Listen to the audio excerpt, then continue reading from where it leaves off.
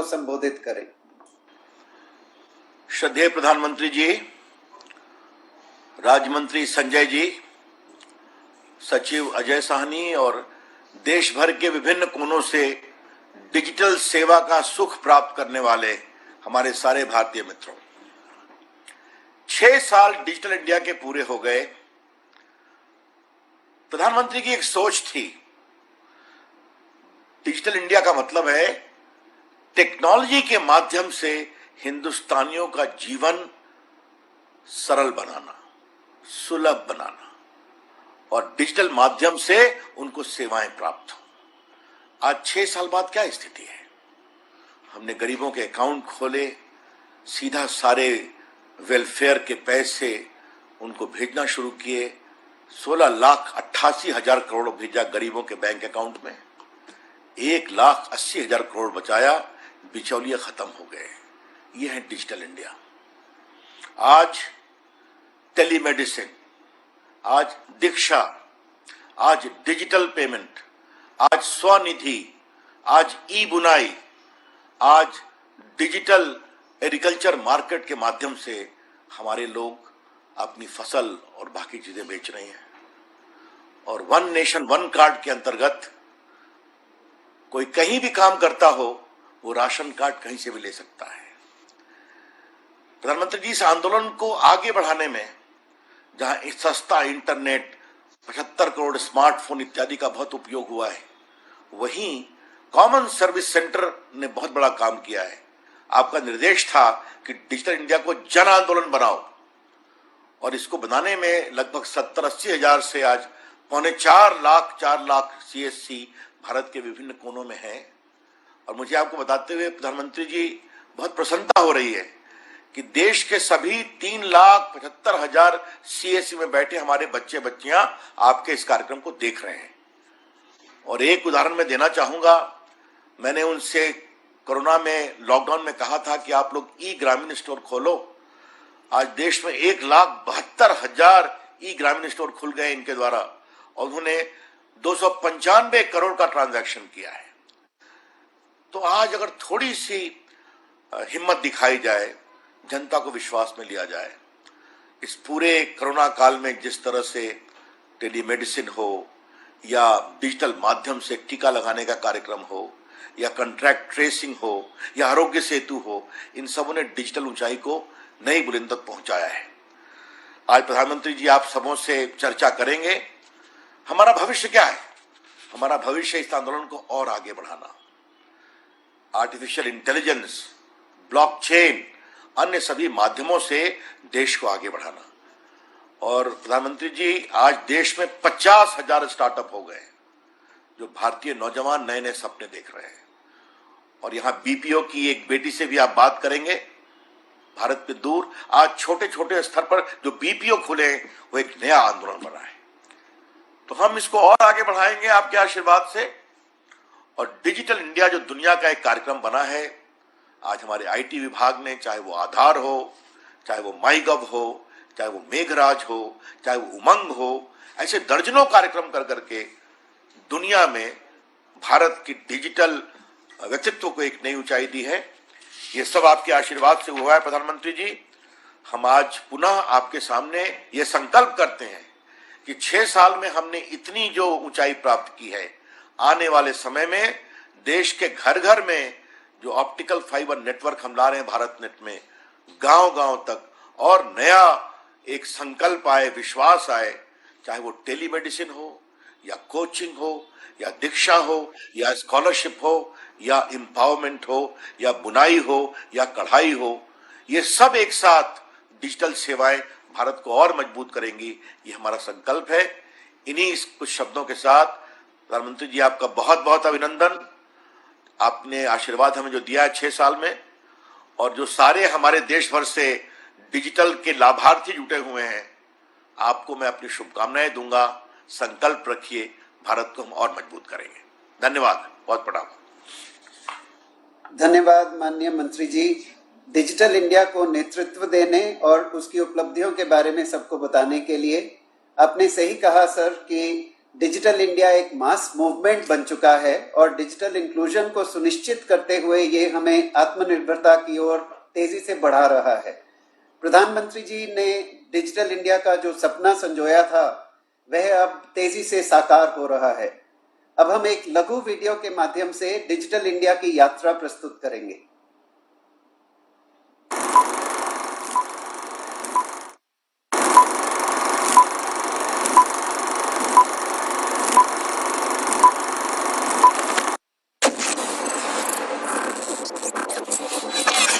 I dream of a digital India where quality education reaches the most inaccessible corners driven by digital learning.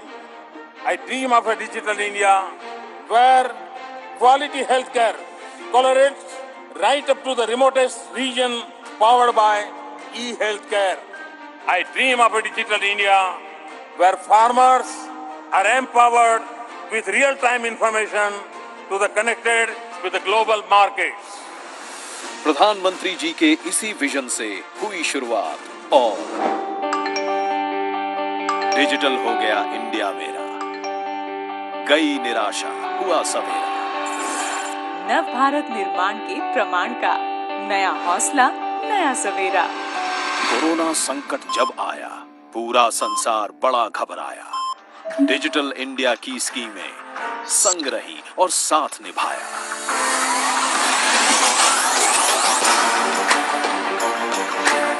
ई नाम पे बेचे किसान फसल, हुई दलाली की मुश्किल हल। नहीं बिचौलिया बीच में आया, बिना कटौती पैसा पाया। गांव में बढ़ता रोजगार, रहा नहीं कोई लाचार। क्यों ढूंढे अब शहर में अवसर, क्यों छोड़े अब गांव और घर। भरे सिलेंडर बटन दबाकर और खातों में सब्सिडी पाकर। हर घर में गृहिणी मुस्कुराई और चिंता से मुक्ति पाई। गांव के खाली मजदूरों को मिलता मनरेगा से काम, मजदूरी मिलती है उनके जनधन खातों के ही नाम। रेहड़ी पटरी वालों को भी डिजिटल इंडिया का उपहार, प्रधानमंत्री स्वनिधि ने जब दुख से उनको लिया उबार। आधार ने दी सबको पहचान, जन सेवाएं ही आसान। बिछड़ों को अपनों से मिलाया, डीबीटी से धन पहुंचाया। इच्छा शक्ति देश की जीती, हार रही कोरोना की चाल। जनधन, आधार और मोबाइल बनी सुरक्षा की जब ढाल। ऐसे वक्त में डिजिटल इंडिया रहा देश में सबके साथ। चूल्हे जले मुफ्त राशन से, मजबूरों का थामा हाथ। स्कूल बंद तो ऑनलाइन पढ़ाई, वक्त पे स्कॉलरशिप पहुंचाई। वीडियो कॉन्फ्रेंस, ऑनलाइन ऑर्डर और होम डिलीवरी। लॉकडाउन में भी रहे टेंशन फ्री। कोरोना से की रोकथाम, आरोग्य सेतु ऐप आई काम। डिजिटल प्लेटफॉर्म कोविन आया, बड़ा वैक्सीन अभियान चलाया। सबको वैक्सीन, बिना जुगाड़, बिना हड़बड़ी और भीड़ भाड़, कायम कर दी नई मिसाल। नहीं रुकेंगे किसी भी हाल। ई मैन्युफैक्चरिंग, जीवन प्रमाण, ई संजीवनी, पीएम किसान। बीपीओ और जन सेवाएं बिना लाइन ऑनलाइन पाएं। सब सरकारी स्कीमों की एप्स को देकर एक स्थान, जन सुविधाओं को उमंग ने कर डाला बिल्कुल आसान।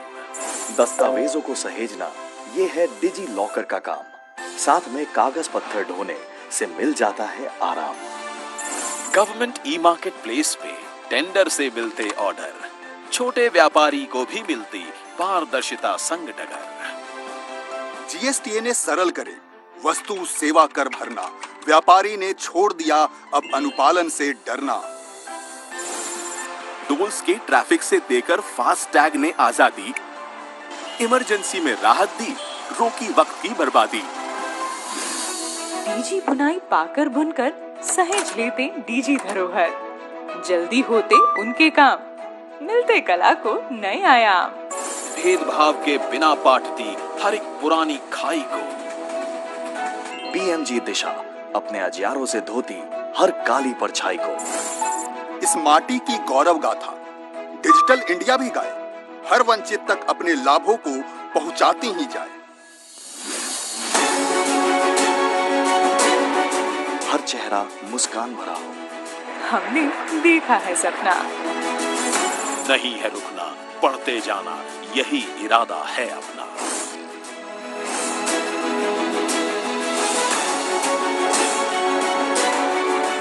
6 साल पहले शुरू हुआ डिजिटल इंडिया मिशन आज करोड़ों लोगों के जीवन का हिस्सा है। आज लोग हर छोटा बड़ा काम खुद ऑनलाइन कर रहे हैं, सही मायनों में आत्मनिर्भर हो रहे हैं। Digital India, power to empower. अब हम माननीय प्रधानमंत्री जी से अनुरोध करेंगे कि वह डिजिटल इंडिया के लाभार्थियों को अपने अनुभवों को हमारे साथ साझा करने की अनुमति दें। सर्वप्रथम हम प्रधानमंत्री ई विद्या प्रोग्राम के अंतर्गत बने दीक्षा प्लेटफॉर्म के लाभार्थी शिक्षिका प्रीतिमा सिंह जी एवं कक्षा 5 की छात्रा कुमारी सुहानी साहू के अनुभवों को जानते हैं। ये हमारे साथ बलरामपुर उत्तर प्रदेश से जुड़ रहे हैं। सुहानी नमस्ते। नमस्ते सर। नमस्ते सुहानी, ये बताइए कि दीक्षा प्रोग्राम के बारे में आपको कैसे पता लगा और उसका क्या फायदा हुआ? दीक्षा प्रोग्राम के बारे में हमें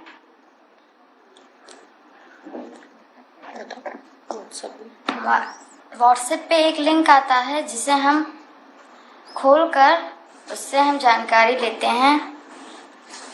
उसके बाद जब हमारा हल उत्तर 10/10 आता है तो वो हम मैम को दिखाते हैं। कौन सी कक्षा में पढ़ती हो सुहानी आप? कक्षा 5 में पढ़ते हैं। अच्छा सुहानी, ये बताइए कि स्कूल की याद तो आ रही होगी? Yes sir. हैं? तो फिर ये दीक्षा पर पढ़ाई का अनुभव कैसा रहता है? सर ये भी बहुत अच्छा रहता है। इस पर हम कार्टून पाते हैं और नई नई कहानियाँ और वीडियोस भी रहती हैं।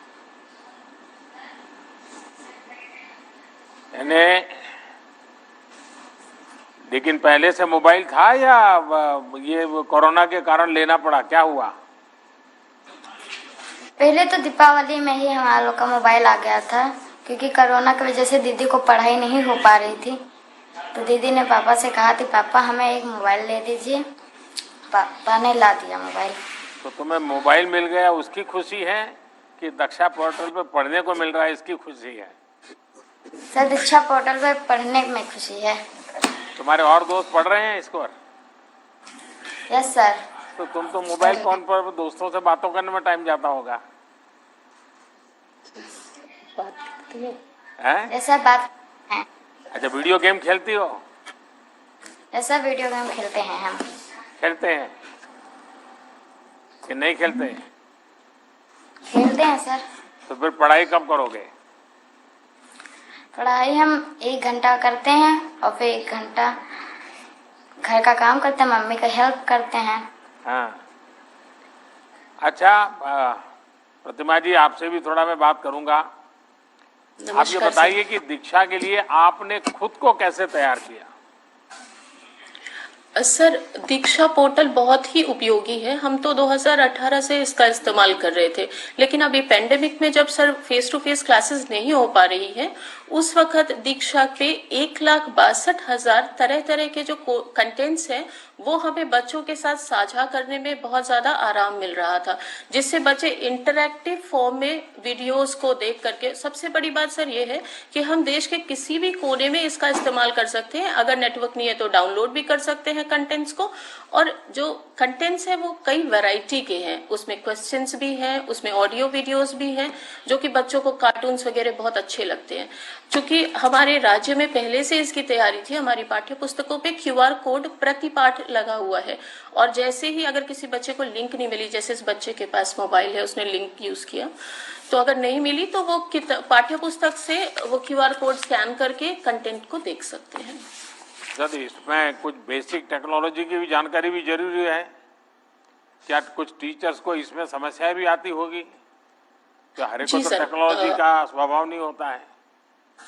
जी सर, असल में दीक्षा पे 3200 कोर्सेज हैं जो टीचर्स कर सकते हैं। मैंने खुद 100 कोर्सेज पिछले एक पेंडेमिक में कंप्लीट किए हैं, मोर देन 100। यहाँ पे एक लर्नर पासबुक बनी है। 100 कोर्स करने में कितना टाइम गया आपका?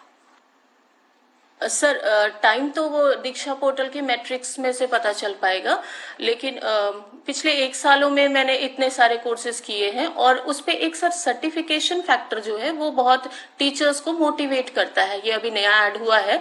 और लर्नर पासबुक में हमारे सारे सर्टिफिकेट्स दीक्षा पोर्टल पे स्वतः सुरक्षित रहते हैं। जैसे अगर आप कहेंगे तो मैं अभी मेरे जितने कोर्सेज हैं उनका सर्टिफिकेट्स ऐसे दिखा सकती हूँ। और जो प्रॉब्लम आती है दीक्षा पोर्टल पे, एक हेल्प और सपोर्ट के लिए पहले से बना हुआ है, तो हमें कुछ नहीं करना है। साइड में एक ऐप आता है हेल्प, उसको क्लिक करना है और हम अपना जैसे ही कंप्लेन दर्ज करते हैं, दीक्षा से वापस हमारे लिए एक टिकट जनरेट होकर के हमारे पास मैसेज आ जाता है कि आपकी समस्या का समाधान किया जाएगा। फिर वो हमें कांटेक्ट करते हैं। आप सब अनुभव कर रहे हैं कि शिक्षा का डिजिटल होना आज एक प्रकार से समय की मांग है। कोरोना ने इस परिवर्तन को थोड़ा तेज भी कर दिया है और दीक्षा जैसे अनेक प्लेटफॉर्म तैयार करके ये सुनिश्चित किया जा रहा है कि ऑनलाइन के साथ साथ ऑफलाइन भी पढ़ाई को बेहतर बनाया जा सके। अब तो कोशिश ये है कि गांव-गांव में अच्छी और सस्ती इंटरनेट कनेक्टिविटी मिले, सस्ते मोबाइल और दूसरे माध्यम उपलब्ध हो, ताकि गरीब से गरीब का बच्चा भी अपनी सुविधा के हिसाब से अच्छी पढ़ाई कर पाए। मुझे अच्छा लगा प्रतिमा जी और सुहानी, आप सबको बहुत शुभकामनाएं। धन्यवाद थैंक यू सर। सर अब हम इनाम स्कीम की ओर चलेंगे, जिसके तहत किसान अपनी फसल की उपज को सीधे ऑनलाइन बेच सकते हैं। इस योजना के लाभार्थी श्री प्रहलाद जी हमारे साथ हिंगोली महाराष्ट्र से जुड़ रहे हैं। प्रहलाद जी नमस्ते। नमस्ते सर। प्रहलाद जी, सर, मुझे बताया गया कि आपको इनाम योजना का बहुत लाभ मिला है, इसके बारे में हाँ जरा सर। विस्तार से बताइए।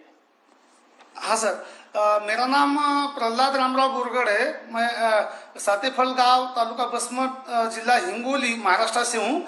और ये जो इनाम का प्लेटफॉर्म है, इसका हमने 2018 से काम इसमें चालू किया। और इसमें हमारे जैसे जो किसान हैं और भी छोटे छोटे किसान हैं, वो अपना जो फसल है वो इनाम के माध्यम से अच्छी तरह से बेच पा रहे हैं। और इसका जो मूल्य है वो भी ज़्यादा अच्छा मिल रहा है। पहले जो मार्केट का सिस्टम था उससे ये बहुत लाभकारी साबित हुआ है। और इससे पेमेंट भी अच्छी तरह से जल्दी मिलता है, उसमें गतिमानता भी बहुत है।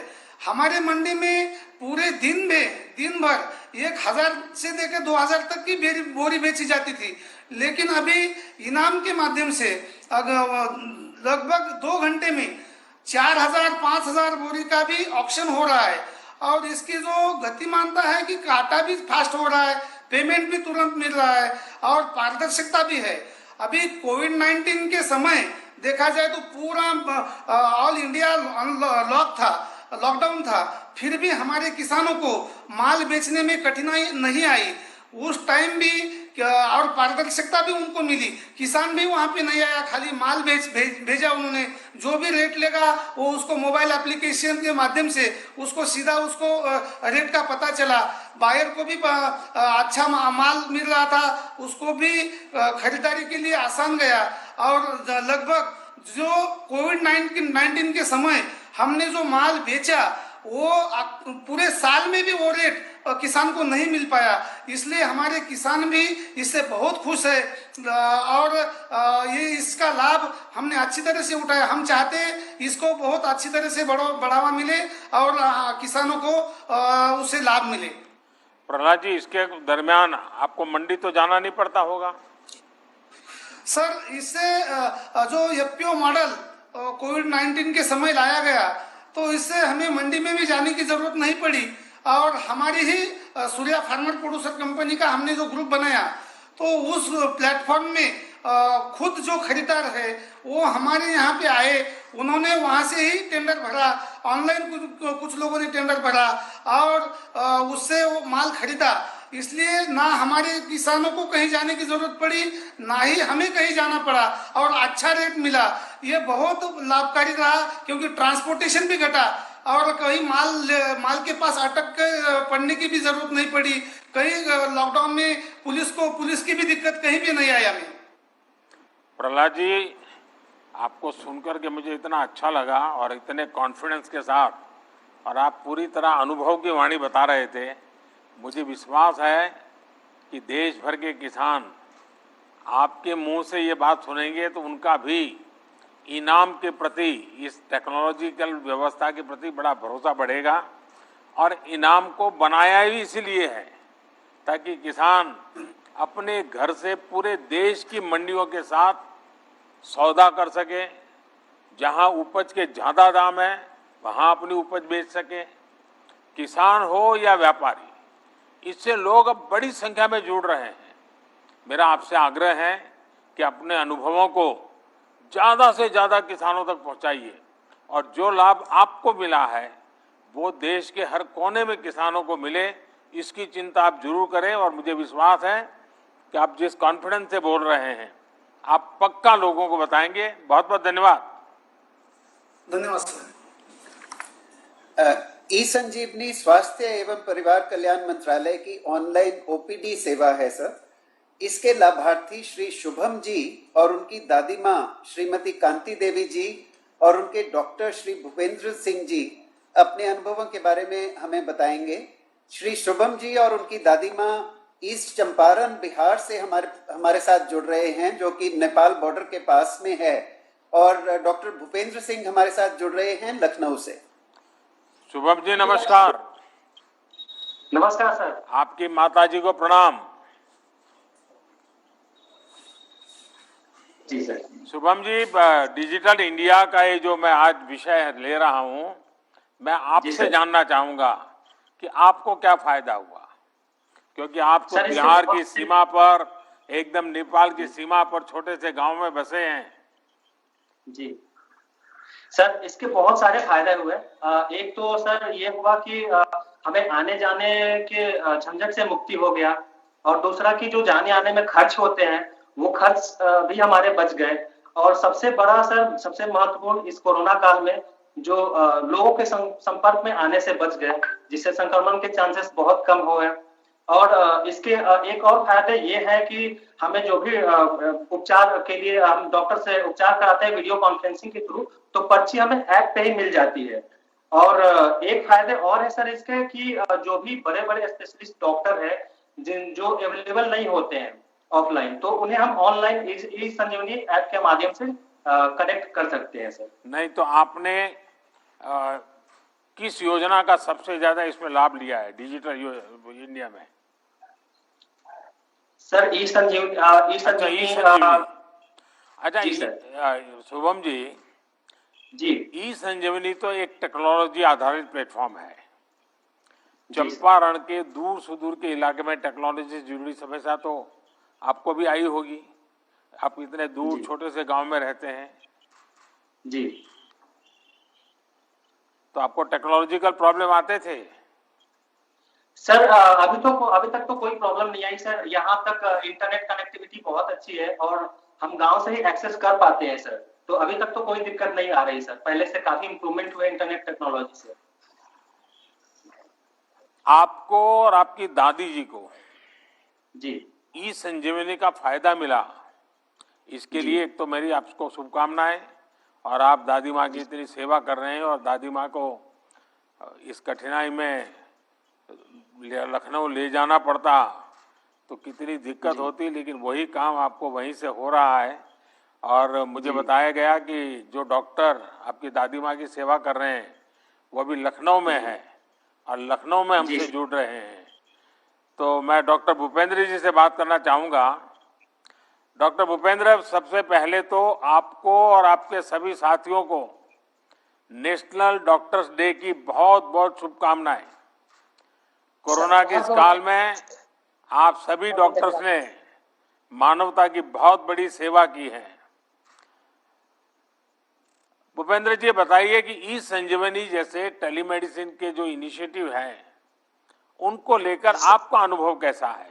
और ये शुभम तो बहुत खुश हैं क्योंकि एकदम नेपाल की बॉर्डर पे उनकी माताजी की आप सेवा कर रहे हैं, उनकी मदद कर रहे हैं।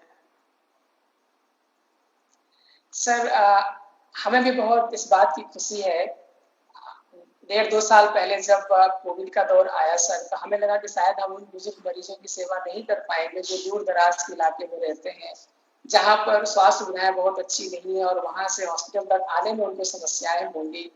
लेकिन डिजिटल मीडिया के माध्यम से और ये इस संजीवनी के माध्यम से हम अपने ऐसे बुजुर्ग मरीजों को भी देख पा रहे हैं सर, जो दूसरे प्रदेश में भी रहते हैं। जैसे शुभम जी दूसरे प्रदेश में रहते हैं, बिहार के रहने वाले हैं, और ऐसे ही लखनऊ से जुड़े हुए ऐसे बहुत सारे डिस्ट्रिक्ट हैं जहाँ के मरीज हमारे पास ऐसे डायरेक्टली नहीं आ पा रहे, उनको भी हम सर इस संजीवनी के माध्यम से देख पा रहे हैं।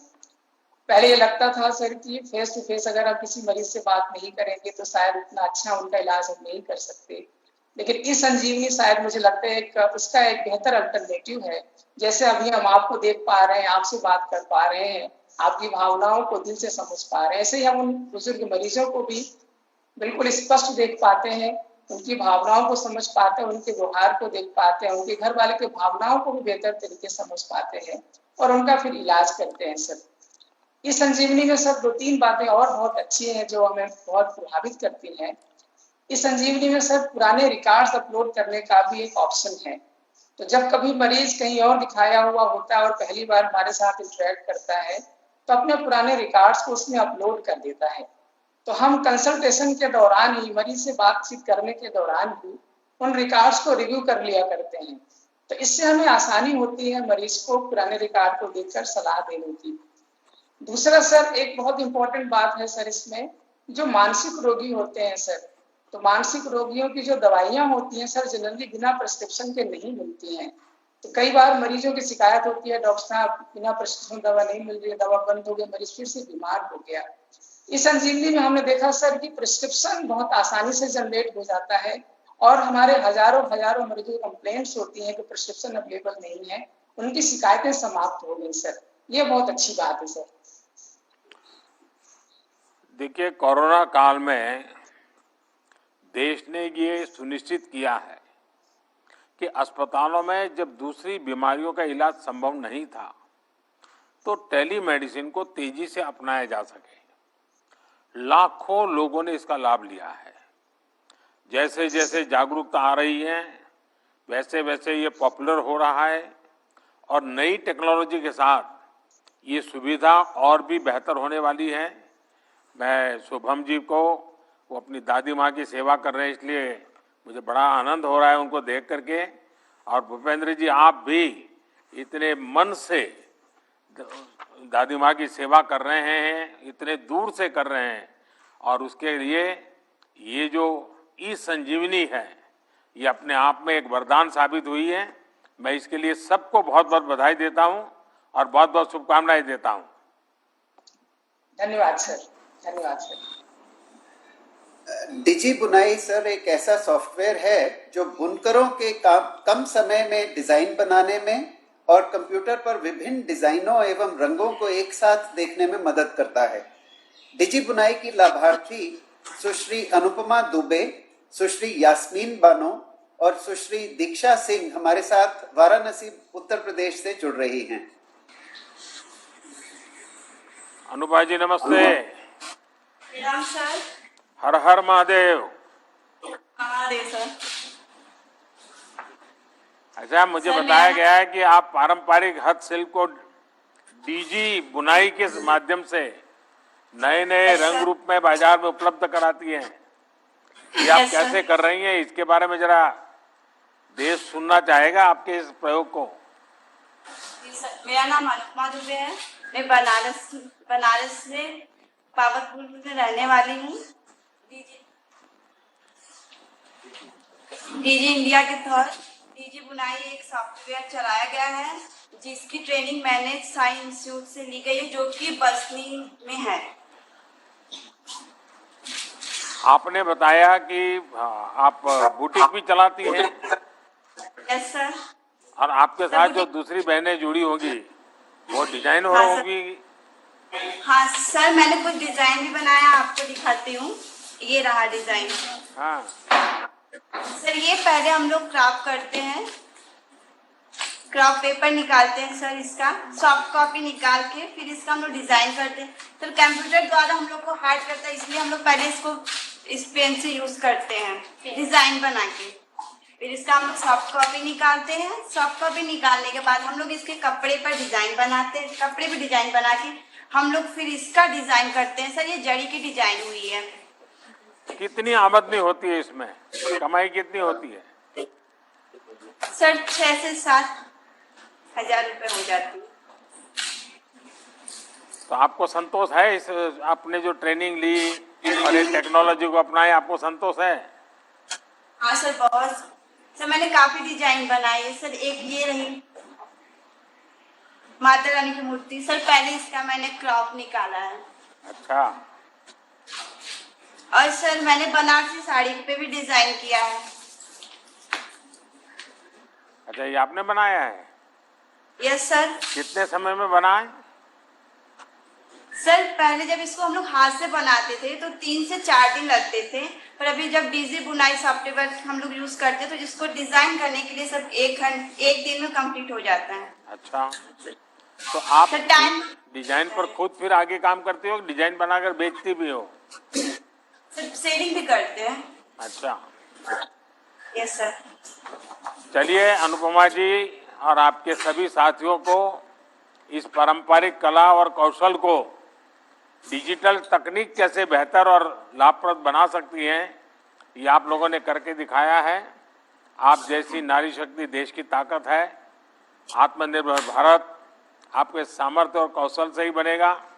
और बनारस में तो हस्तकला संकुल भी आप जैसे उद्यमी बहनों के लिए बनाया गया है, उसका लाभ भी आप जरूर उठाते होंगे। चलिए मेरी आपको बहुत शुभकामनाएं हैं। अब बारी है one nation one ration card scheme की, जिसके अंतर्गत पात्रता के आधार पर देश में कहीं भी राशन लेने की सुविधा मिलती है। इस स्कीम के लाभार्थी श्री हरिराम जी देहरादून उत्तराखंड से हमारे साथ बात करेंगे। नमस्कार जी। नमस्ते। नमस्कार आदरणीय प्रधानमंत्री जी, मैं देवभूमि उत्तराखंड के देहरादून में रह रहा हूं और अपना यहाँ पर one nation one ration card के योजना से मुझे यहाँ पर राशन कार्ड पे राशन उपलब्ध हो रहा है। तो आप मूल कहाँ से हैं हरिराम जी? सर मेरा राशन कार्ड यूपी हरदोई से बना है और मैं वहाँ पर भी राशन प्राप्त कर पा रहा हूँ और यहाँ पर भी मिल रहा है और इससे हमें काफी अच्छा लाभ हो रहा है।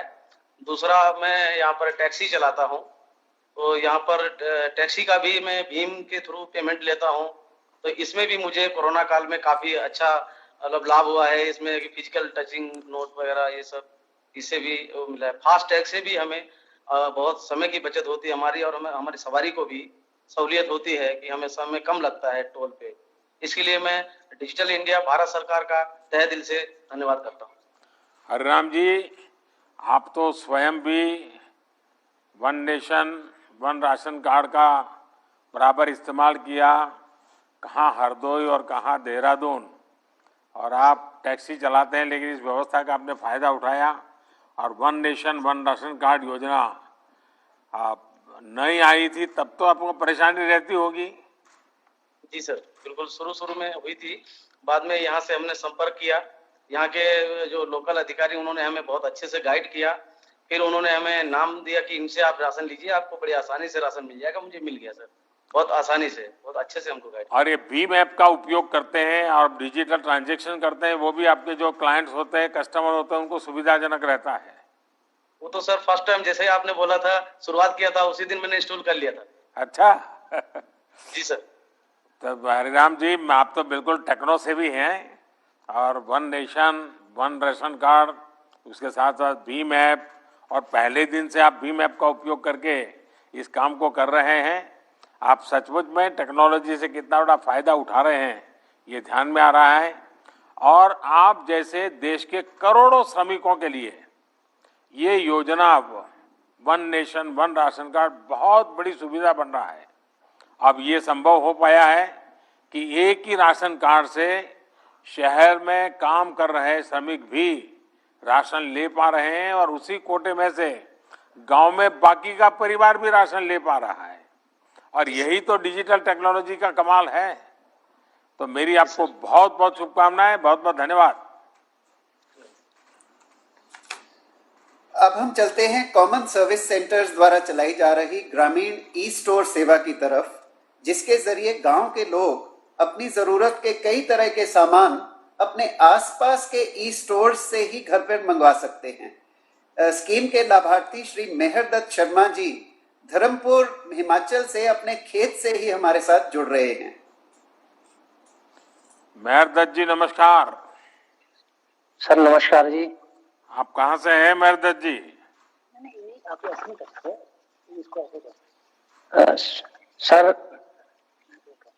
सर मेरा नाम मेहरदत्त, मैं ग्राम बसावल, तहसील कसौली, जिला सोलन, हिमाचल प्रदेश का एक किसान हूँ। और आप किसान किस चीज की खेती करते हैं मेहरदत्त जी? किसकी खेती करते हैं? मशरूम की? लहसुन, टमाटर, शिमला मिर्च और हमारा अदरक हो गया सर, और भिंडी वगैरह ये सारी। अभी टमाटर खेत में खड़ा हो सर मैं। तो आपको डिजिटल इंडिया से कैसे लाभ मिला है?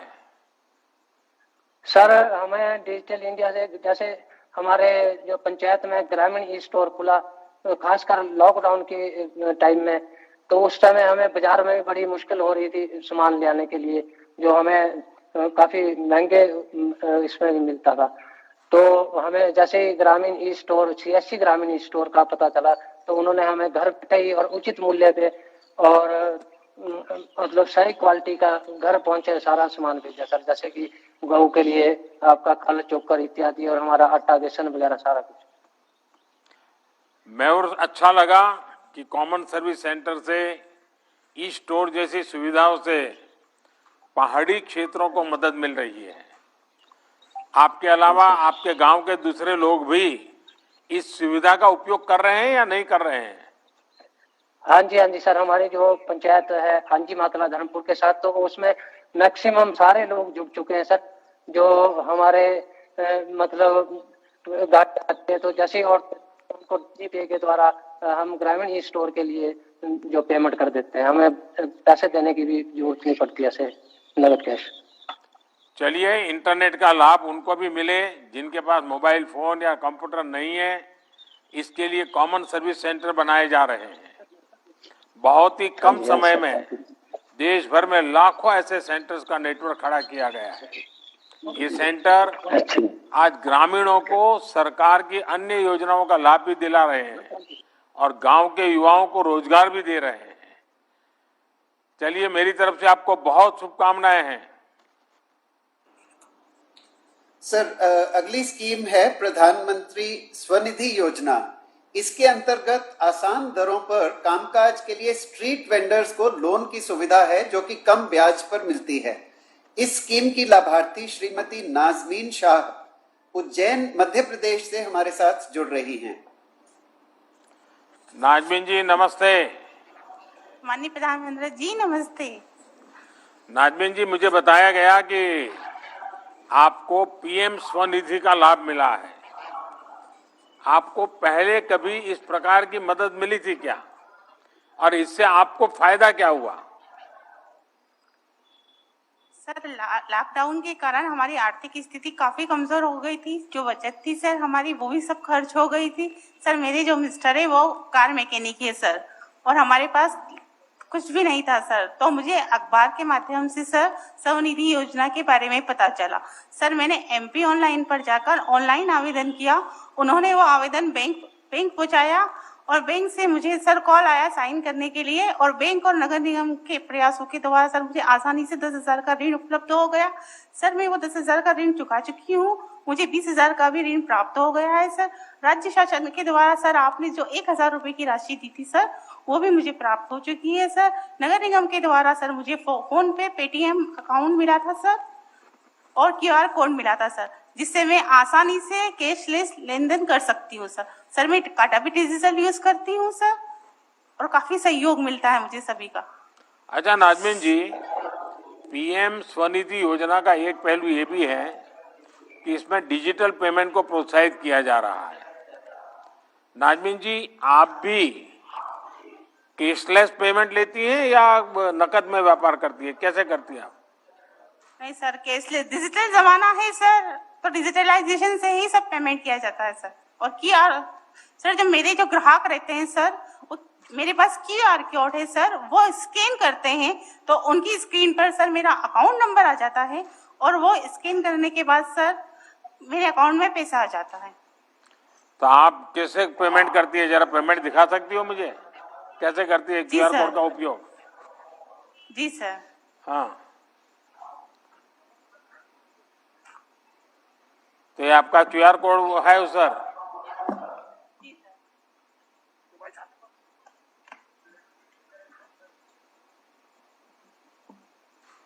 अच्छा, एकदम आपने शुरू कर दिया। जी सर।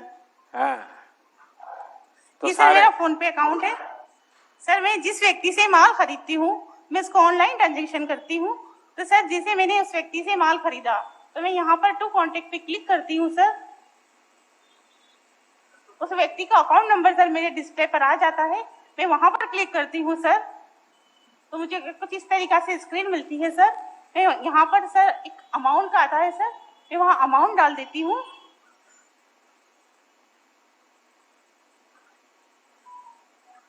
मुझे 1520 रुपए का पेमेंट करना है सर इस व्यक्ति को और मैं फिर इसको सेंड कर देती हूँ।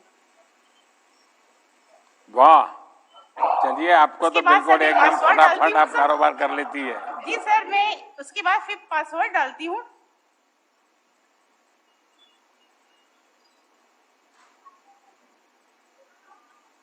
सर कुछ इस तरीके से आता है।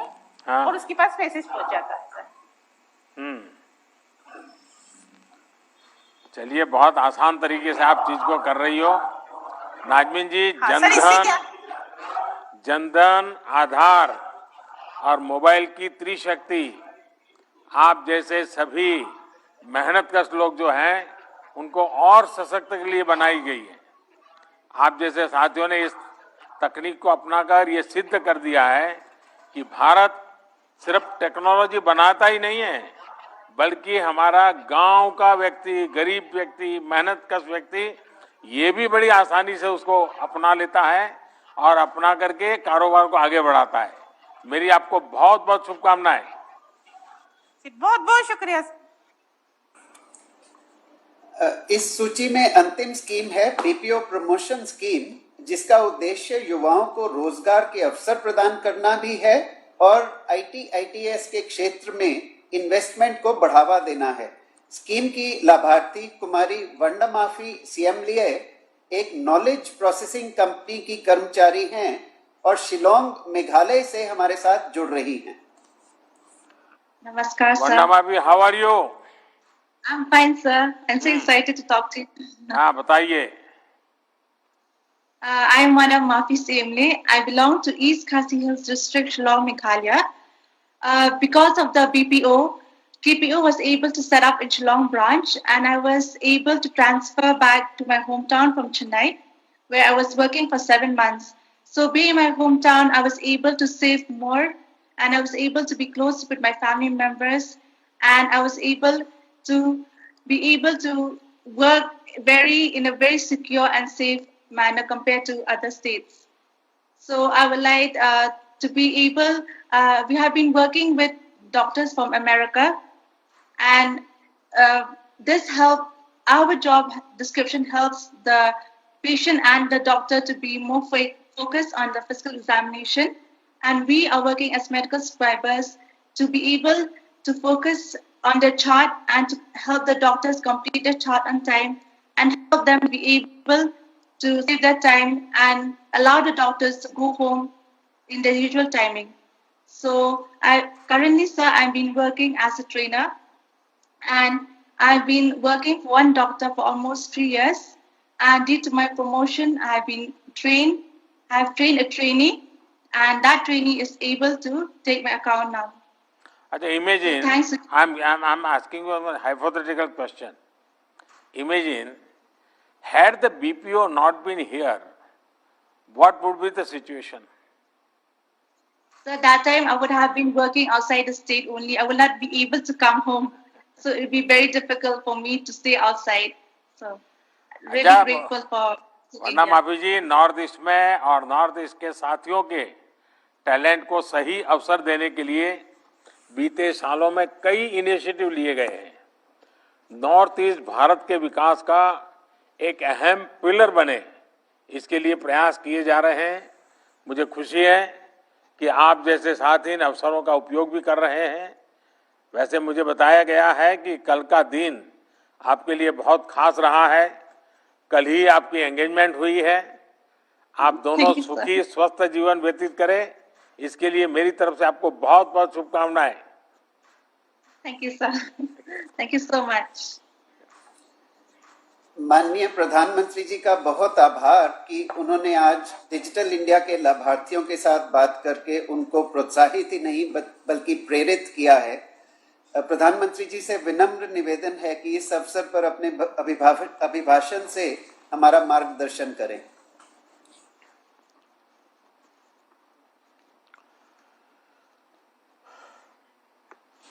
नमस्कार। केंद्रीय मंत्रिमंडल में मेरे सहयोगी श्री रविशंकर प्रसाद जी, श्रीमान संजय धोत्रे जी, डिजिटल इंडिया के अलग अलग इनिशिएटिव से जुड़े सभी मेरे साथियों, भाइयों और बहनों, डिजिटल इंडिया अभियान के 6 वर्ष पूरे होने पर आप सभी को बहुत बहुत शुभकामनाएं। आज का दिन भारत के सामर्थ्य, भारत के संकल्प और भविष्य की असीम संभावनाओं को समर्पित है। आज का दिन हमें ये याद दिला रहा है कि एक राष्ट्र के रूप में सिर्फ 5-6 वर्षों में हमने डिजिटल स्पेस में कितनी ऊंची छलांग लगाई है। साथियों, भारत को डिजिटल पथ पर तेज गति से आगे बढ़ाते हर देशवासी का जीवन आसान बनाने का सपना पूरे देश का है। इसको पूरा करने में हम सभी दिन रात लगे हुए हैं। देश में आज एक तरफ इनोवेशन का जुनून है, तो दूसरी तरफ इनोवेशन को तेजी से एडप्ट करने का जज्बा भी है। और इसलिए डिजिटल इंडिया भारत का संकल्प है। डिजिटल इंडिया आत्मनिर्भर भारत की साधना है। डिजिटल इंडिया 21वीं सदी में सशक्त होते भारत का एक जयघोष है।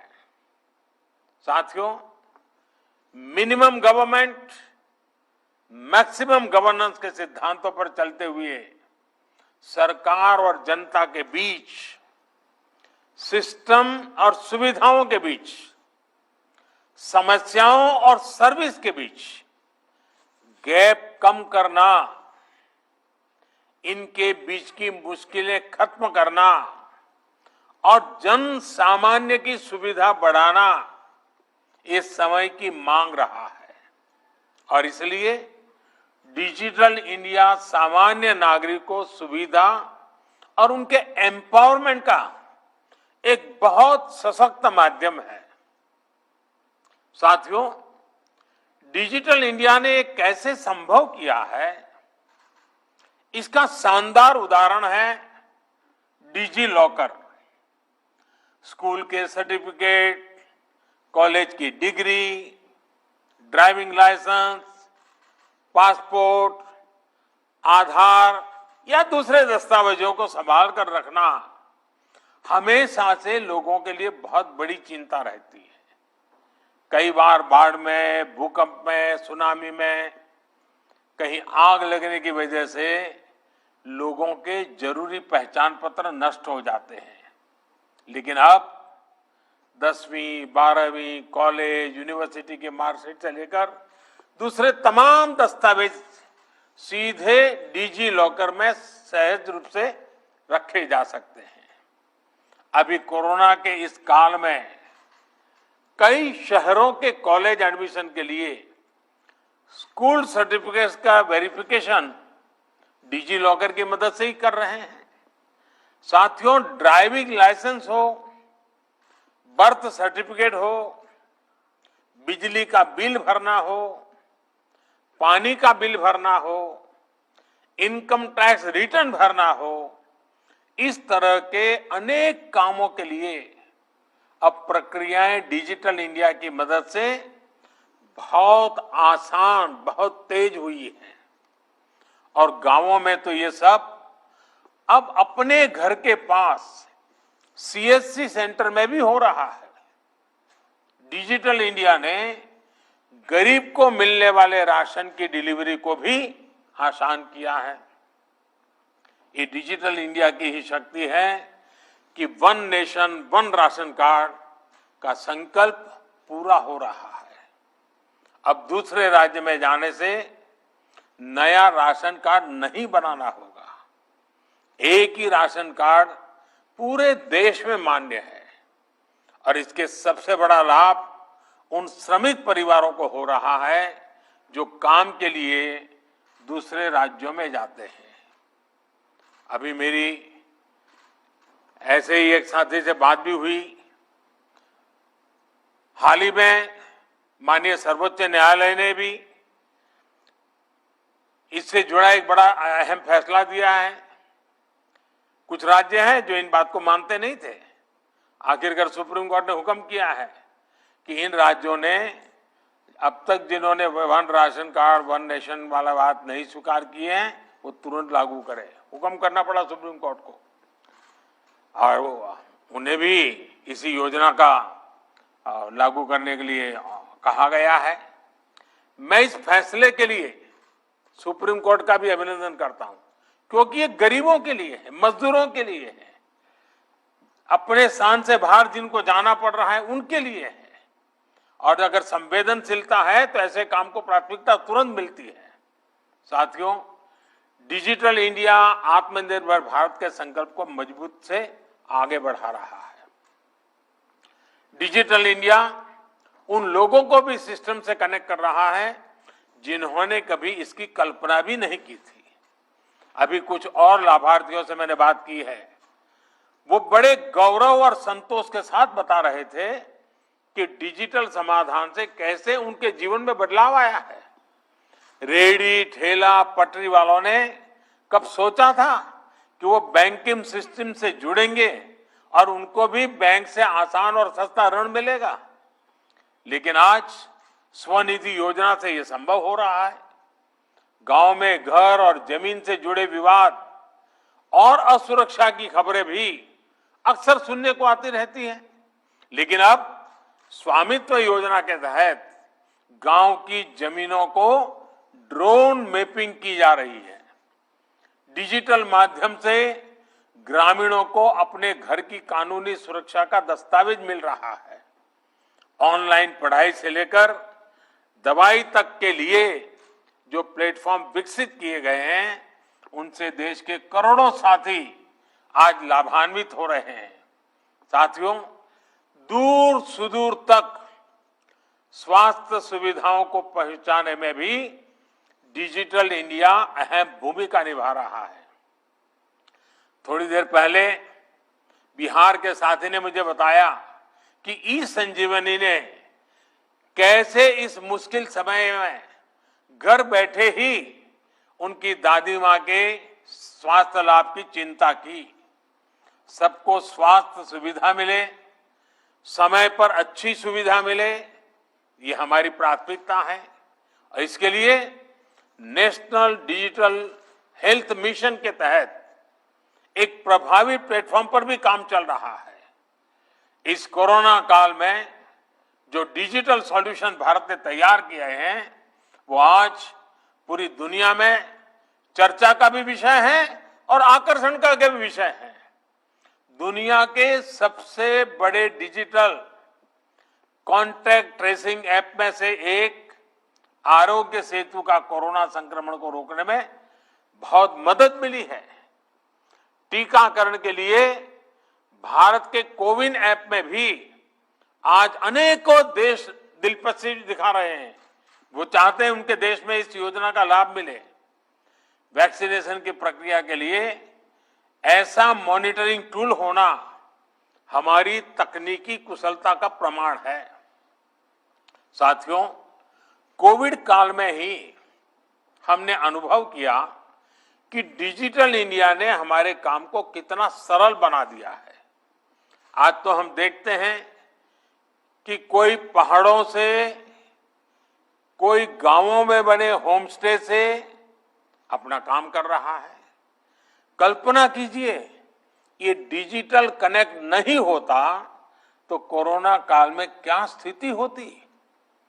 कुछ लोग डिजिटल इंडिया के प्रयासों को सिर्फ गरीब से जोड़कर देखते हैं, लेकिन इस अभियान ने मध्यम वर्ग और युवाओं की जिंदगी भी बदल दी है।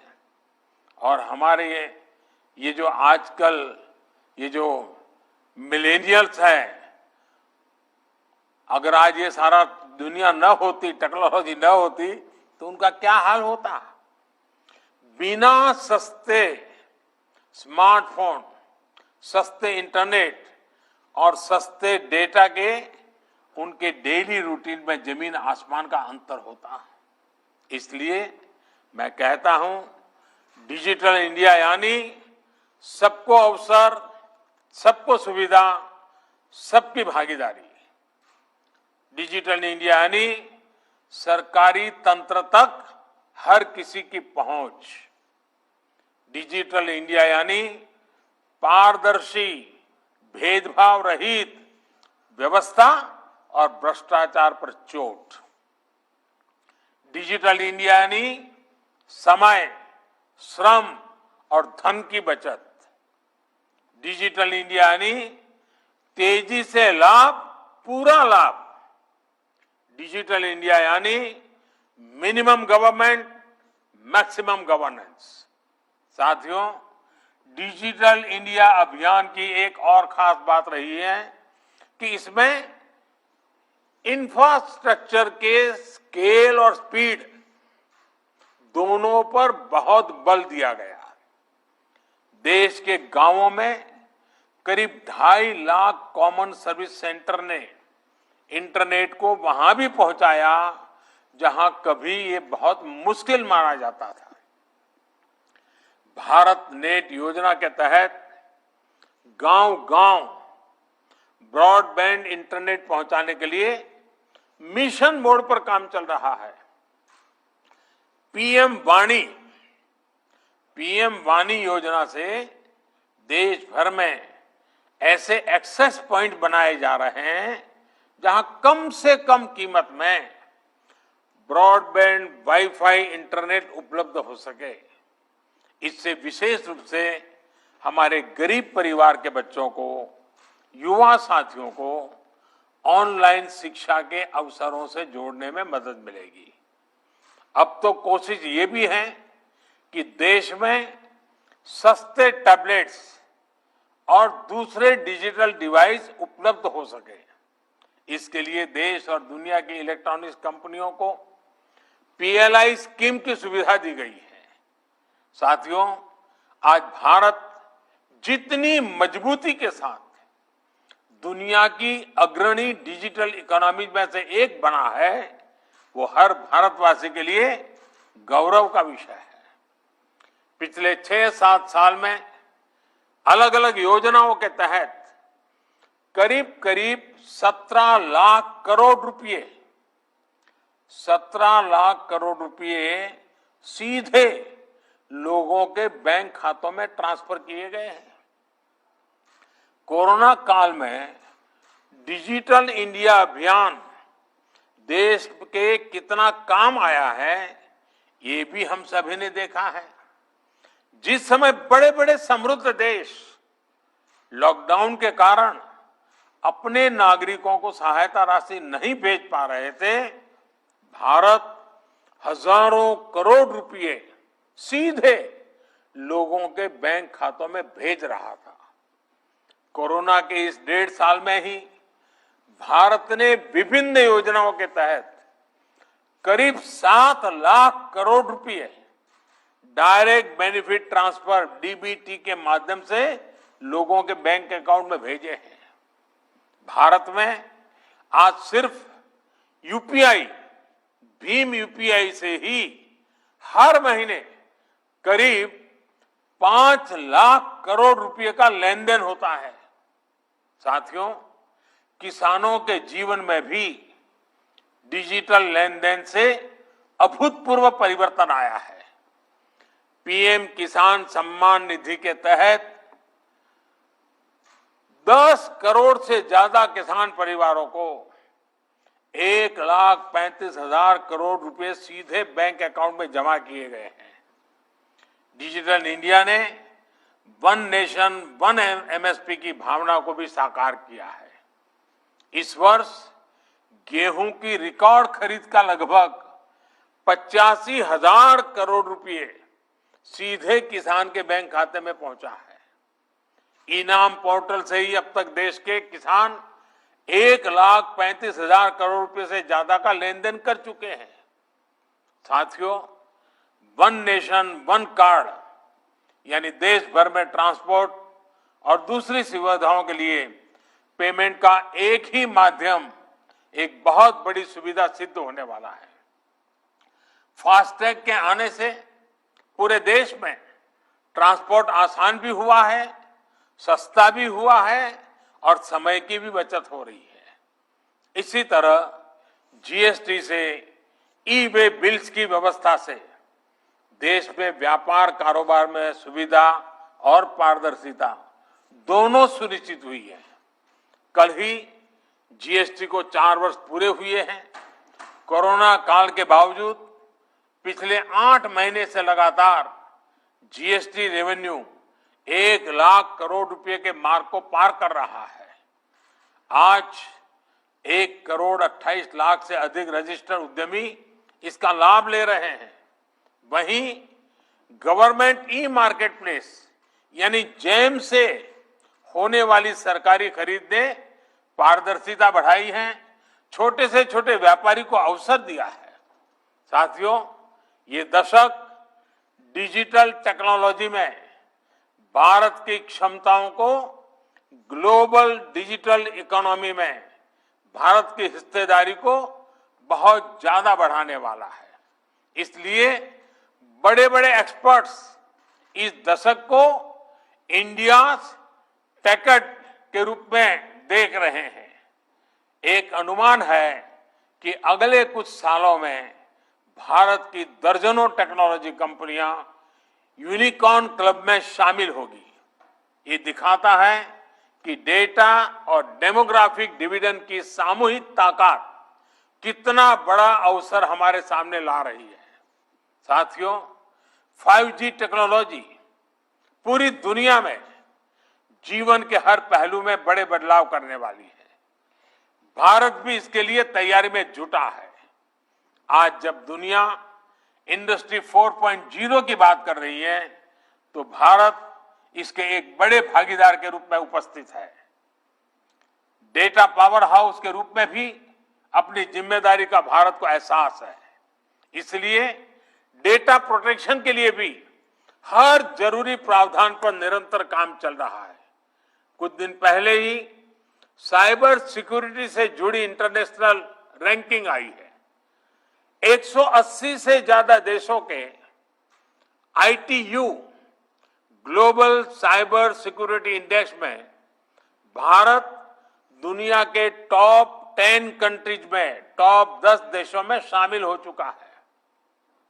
साल भर पहले तक हम इसमें 47वीं रैंक पर थे, करीब करीब 50। साथियों, मुझे भारत के युवाओं पर उनके सामर्थ्य पर पूरा भरोसा है। मुझे विश्वास है कि हमारे युवा डिजिटल एम्पावरमेंट को नई ऊंचाइयों पर पहुंचाते रहेंगे। हमें मिलकर प्रयास करते रहना होगा। हम इस डेकेड को इंडिया टेकेड बनाने में सफल होंगे। इसी कामना के साथ आप सभी को फिर से मेरी बहुत बहुत शुभकामनाएं। माननीय प्रधानमंत्री जी, आपके प्रेरणादायक और उत्साहवर्धक शब्दों के लिए आपको कोटि कोटि आभार। हम आपको विश्वास दिलाना चाहते हैं कि आपके देखे हुए हर सपने को साकार करने के लिए हम भरसक प्रयास करेंगे। इस अवसर पर मैं माननीय मंत्री जी का एवं सभी लाभार्थियों का कार्यक्रम के लिए अपना बहुमूल्य समय देने के लिए आभार व्यक्त करता हूं। इस कार्यक्रम से जुड़े अपने सभी ऑफिसर्स, विशेषकर डिजिटल इंडिया कॉर्पोरेशन के एमडी श्री अभिषेक सिंह जी एवं उनके सहकर्मियों को धन्यवाद देता हूं, जिन्होंने इस कार्यक्रम को सफल बनाने के लिए रात दिन कड़ा परिश्रम किया है। आपको बहुत बहुत आभार। धन्यवाद। जय हिंद।